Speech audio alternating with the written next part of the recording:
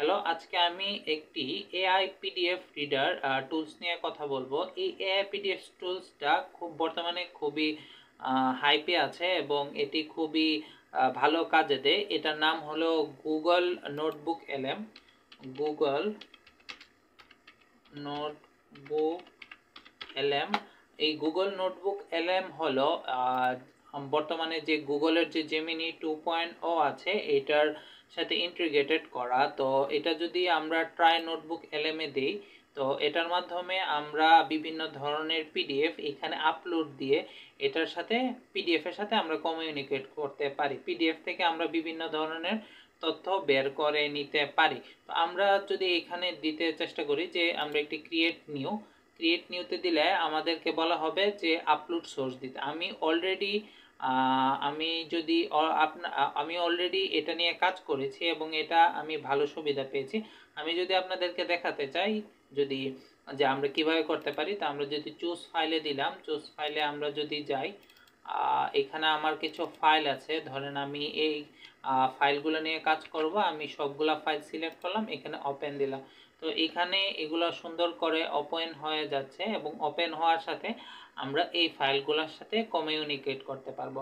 এটা মূলত মাইক্রো ফাইন্যান্সের উপর কিছু ফাইল, এবং এই ফাইলগুলো থেকে আমরা কমিউনিকেট করতে পারবো বিভিন্ন ইনস্ট্রাকশনের মাধ্যমে। আমরা অলরেডি দেখছি যে উপরে বিভিন্ন ধরনের সামারি আসতেছে, যে আমাদের 22টা সোর্স আছে এবং এই 22টা সোর্সের মধ্যে মাইক্রো ক্রেডিট, অ্যাক্সেস ব্যারিয়ার এবং নন পার্টিসিপেশন নিয়ে কথা আছে। তো আমরা যদি এখানে শুধুমাত্র ছোট করে জানতে চাই যে হোয়াট ইজ মাইক্রো ফাইন্যান্স, হ্যাঁ, তো আমরা যখন এই জিনিসটা সার্চে দেব, এই যে টুলসটা, এআই টুলসটা ইন্টারনেট থেকে না, শুধুমাত্র এই পিডিএফ থেকে আমাদেরকে বিভিন্ন ধরনের তথ্য কালেক্ট করে দিবে। এই যে আমাদেরকে যেই রেসপন্সটা দেওয়া হয়েছে যে microfinance is the provision of financial service such a small loans to people with low incomes.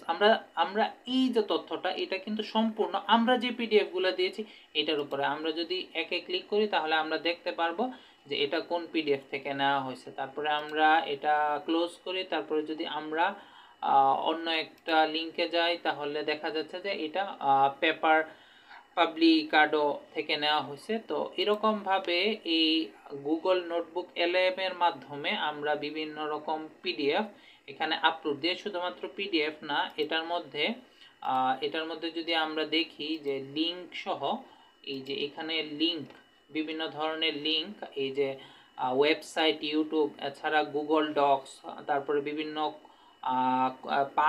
Copy text, এগুলা আপলোড দেওয়া যাবে। এবং এটা বিভিন্ন রকম ফাইল ফরম্যাট আছে, পিডিএফ, টিএক্সটি, মার্কডাউন, অডিও ফরম্যাটও আছে, এবং এইখানে আপ টু 50 ফাইলস হলো আপলোড দেওয়া যাবে। তো যারা রিসার্চ বা কোনো পিডিএফ নিয়ে কাজ আছে তাদের জন্য এটি খুবই দরকারি। সবাইকে ধন্যবাদ, আবার দেখা হবে।